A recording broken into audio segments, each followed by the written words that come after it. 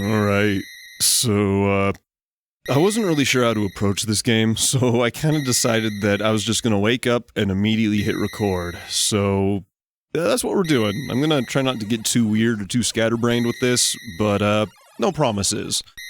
So let's go ahead and, I guess, address the elephant in the room. This game is in black and white.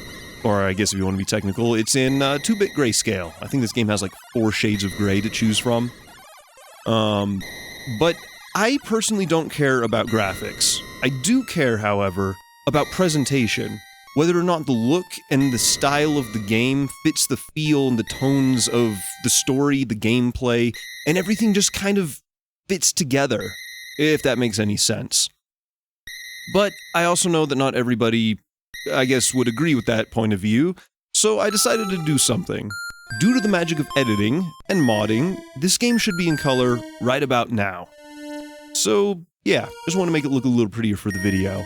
But I still wanted to make sure that this game still had the same feel of the original, despite the addition of the color palette.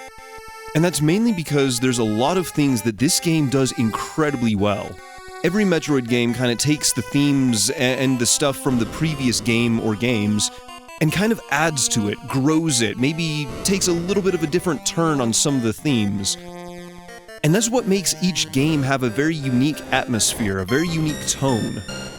And whenever I think of Metroid, this game is what I think of, even before I ever played it, if that makes sense. Just, you know what? Let's just jump in the game because I'm just gonna have to show you what I mean. So let's do this.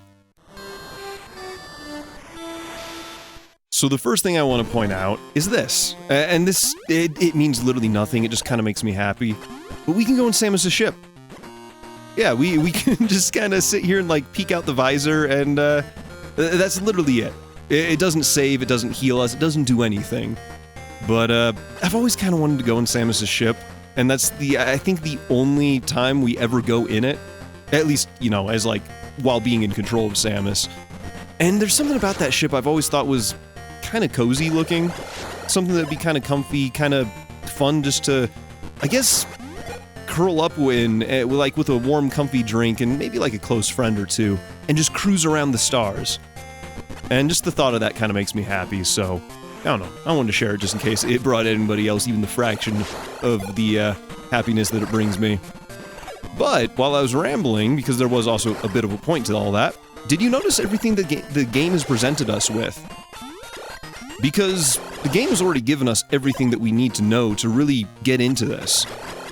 And, you might be thinking that, like, what the hell are you talking about? This game has shown us nothing. Even the original Metroid at least gave us a bit of a mission briefing in the little title screen. But this game is a lot more subtle with everything. If you look at the very bottom of the screen, you'll see what I mean. We have an E with a 70. You could probably tell that whenever I, take damage, that number goes down. So that's our health, or energy, or whatever you want to call it. And then the other number, by that little triangle, we can kind of, with a little bit of playing around, we can see that that is missiles. And I missed all of those, wonderful. So, yeah, we can kind of play around a little bit, but there's one more number. That little 39 with that little pulsating thing by it. Now, if you've played a Metroid game, you probably know what that thing is. But if you haven't, that's perfectly fine. Because this game doesn't actually punish you in any way for not knowing anything about Metroid. If anything, it kind of punishes you for knowing something about Metroid. Or maybe not punishes, but it throws you in for a bit of a loop.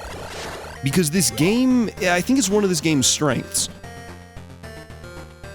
It doesn't really try and rely on knowledge of previous games. And you'll kind of see what I mean just up here real quick, because if you look at that thing, just due to association, let's say you've never played a Metroid game, you can probably figure out that that thing looks kind of like that thing in the bottom corner. But if you have played a Metroid game, you know that that is a Metroid, and we need the Ice Beam, which we don't have, to freeze it, and we'll need the bombs to get it off of us, which we don't have, and we'll also need missiles, which we do have, but they really only work when we freeze it. So this thing is probably gonna kill me. However, I'm gonna go poke it with a stick and hope for the best. Oh? Yeah, look at that. To me, this is maybe like one of the most iconic moments in the entirety of Metroid. Because because it doesn't matter your experience with Metroid, you have no idea what's going on if you've never played this game before. And then the game gives you a moment just to think about it. Before you get what I like to call the earthquake of progress. Something that just kind of pulls your head out of the moment. Any questions you might be asking yourself of, you know, was that a Metroid? Was it something that was hunting the Metroid, like a parasite? You know, did the Metroid change into something? Are there creatures on this planet worse than Metroids? Whatever you might be thinking or wondering, it just kind of pulls you out of the moment and reminds you that, hey, there's still a little bit more to the game. Like, maybe go look around, maybe your questions will be answered as we, you know, kind of go along. And I think it's really cool. It's an oddly cinematic moment for a game that doesn't actually have cinematic moments, or any cinematics, or even dialogue, or, you know, anything. And I think that's such a cool touch. Not to mention, you don't actually have to sit through it. You can quite literally just, you know, walk away from it. The game doesn't actually force you to sit and wait like the way that I did, just kind of looking at the thing. I was kind of just playing it up just a little bit so I could kind of make that point. But afterwards, the game gives you a very long walk to the next area to really let that weigh in on your mind.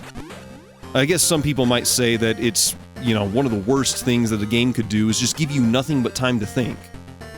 But there is one exception, one genre of games that is easily the single best thing that you can do, and that's the horror genre.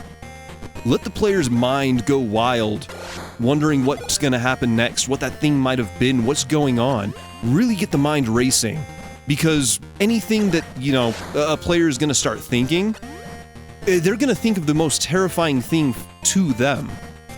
And that's something I think this game does really well, is it really plays into the horror theme. Actually, I'd go as far as to say that while I joke about a lot of other Metroid games being horror-themed, this game is a horror game. Period. And not in the, I guess the really cheap Hollywood kind of horror where it's just, you know, a bunch of things jumping out and going boo, and then people pretend like it was an awesome movie for the next, you know, until another movie comes out. But no. This game is much more of a horror game in the sense that it really makes you think. At least if you know, take the time to actually think about anything, really. It's much more of a psychological horror game, which to me has always been the real horror. The real experience, the really terrifying things. The monster is never the scary part. It's always the thing that you end up thinking about at 2 a.m. when you're trying to go to sleep, the thing that keeps coming back to you for some weird reason. And as we start going in here, the music has kind of been changing just a little bit to really suit that tone.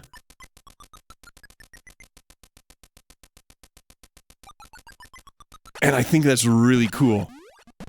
This game gets really experimental, if that's even the right word to use, with its, I guess its background musics. It's much more of a... in the first Metroid, I said something about how Metroid has a lot of soundscapes. This game goes crazy with those. Like, at some points, I don't even know if you'd call it music or even sounds, really. It's just kind of weird. But it always fits the tone, and the atmosphere, which is the really cool part. But we've got a little building up here, so let's go check it out. And the saves are really nice in this game because that's all you do. You stand on it, you press start, and you're done. But let's go ahead and just go a little deeper into this building, see if we can find any sort of, I don't know, maybe signs of life? Any sort of anything, really. Figure out who was here before. Is it Chozo in design? Maybe it's Space Pirate? Who knows what it might be. But I guess we'll find out. And, oh! It's a Chozo statue! Alright, well let's see what you've got, then. You have the bombs! Alright. So this is a little bit of a curiosity. This thing has the bombs, and it has some missiles just below it. Meaning that they have 2 of the 3 weapons that we need to hunt and kill Metroids. Just think about that. Why would the Chozo have the weapons to hunt Metroids?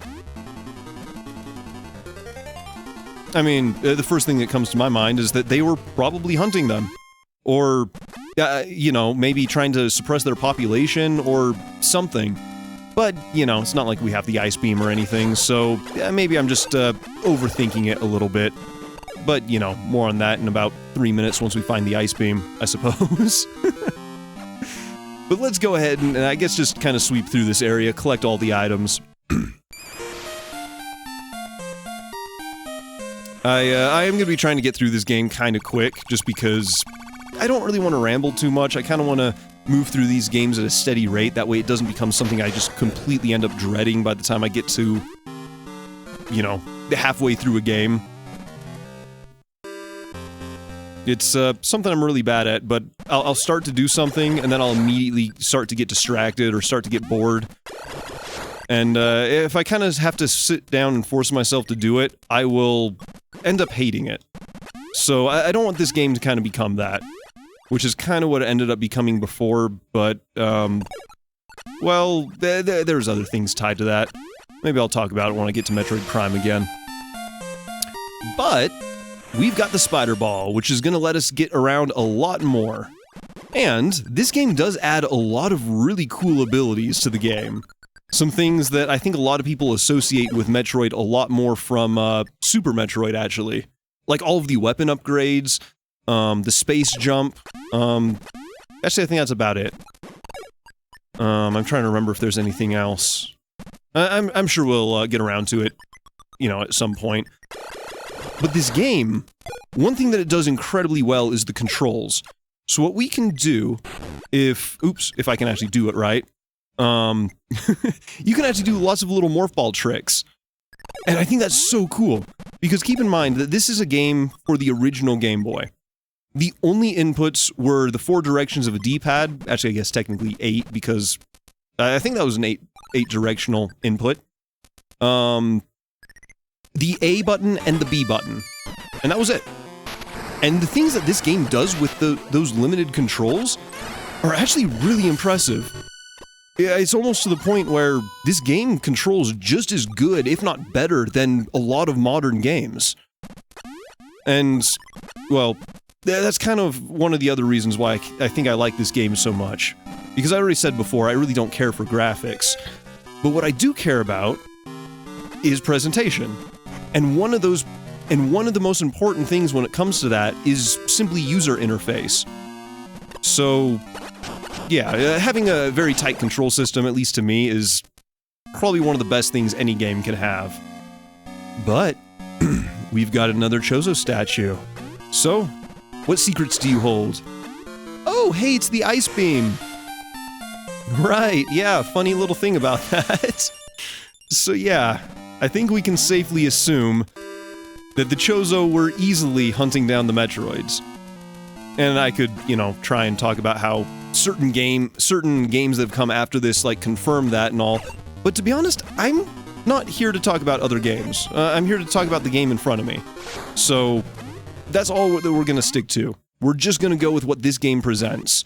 And maybe some speculation, just because, I don't know, sometimes it's kind of fun to think about all the what-ifs. But, we've got some items to grab, so let's go ahead and get them real quick. Because I'm gonna want all the missiles I can get. Actually, now that I think about it, I really wasn't planning this before, but, I think I might go grab all of the items. Because this is a game that, just because of, I guess, the remakes, and kind of how faithful they are to this game, I kind of have this game memorized. I mean, I had AM2R, that was a game just because of how much I loved it. I easily had the map entirely memorized.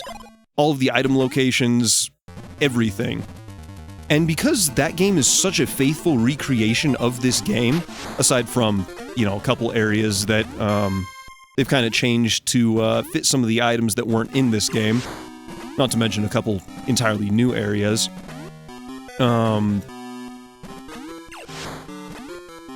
They almost have exactly identical maps, and I think that's actually really, really cool.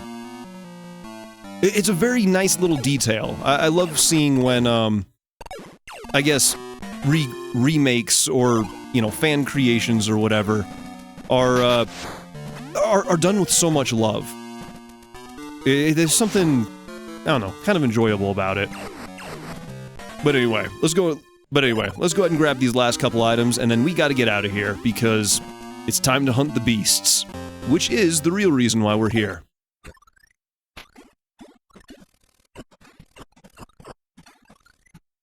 Alright, so there's one thing that we can do to actually see how many Metroids we have left to find in an area. And if we hit the start button, we can see that that little Metroid icon turns to an L and has a little number by it. I actually meant to show that off before. Actually, I meant to show it off in the very first area, but whatever. This game... Oops, did that a little too soon. I think I'm a little used to the timing of... Oh my god, the original Metroid. There we go. Nailed it. Because there's a little shortcut that we can take up here, and... You know what, let's just go grab health, just to be on the safe side. That's another thing that this game adds in, is little health and ammo recharge stations. I know Super Metroid made them look a little prettier, but this game is where they come from. But yeah, that little Metroid counter. I always thought it would have been really cool if they remade this game in Metroid Prime style. Or at least had something similar to it, and like a little visor counter that would keep track of the, you know, whatever it is that you're hunting or that you're looking for. That way things would really play out like a really creepy horror game. Almost something reminiscent of like the Alien franchise, of which a lot of stuff in this game was inspired by. No, actually not just this game, but all of Metroid. But we've got another boy here. So let's do something real quick. Let's go ahead and get a cheap shot in, because we can. There we go. And then... Oh, look at that! The ice beam doesn't actually freeze the Metroids anymore. Which means they've gained some sort of immunity to the cold that their, you know, smaller versions had, their larval forms had. So, that means that their weaknesses and their strengths are, well, changing. So, you know, there might be a reason why I'm pointing that out. Actually, no, there isn't. I'm just kind of... Actually, no, I guess there is. In the original Metroid, basically the ice beam was kind of like the end-all weapon. Actually, I think in most games, it's like the, you know, the pinnacle of weapons. Actually, no, I guess that would technically be the plasma beam in a lot of later games. But it's something I think is kind of cool, is this game immediately gives you the, you know, the final weapon from the previous game. And at first, you might be thinking that, oh, this is going to make the game really easy. Like, we're going to be able to just kill the Metroids, we're not even going to have to worry about it. But then it turns out to kind of be useless. Or maybe not useless, but it's nowhere near as effective, at least in the same ways that it was in the first game. It's something that I think this game does a really good job at making itself a little bit more distinct in that regard. And I think it's just a really cool way that this game kind of stands on its own. It's not just a copy and paste of the original Metroid, it's not just, you know, the same exact game, just reskinned and done over and over again. You know, maybe looking at a lot of other games. I was gonna call out, like, a specific game, but now that I think about it, it's just really any game at this point. But, like that, we've got the Earthquake of Progress. So let's go ahead and make our way out of here. And I'm kind of thinking that I want to try and do maybe an area or two per video. I want to keep these kind of on the shorter side. But at the same time, I don't want to spend more than, I guess, let's just say 4 days on any game specifically. So I think this will actually be a really good place to break this, to kind of end this recording. So until next time, take care of each other, rock on, and stay awesome.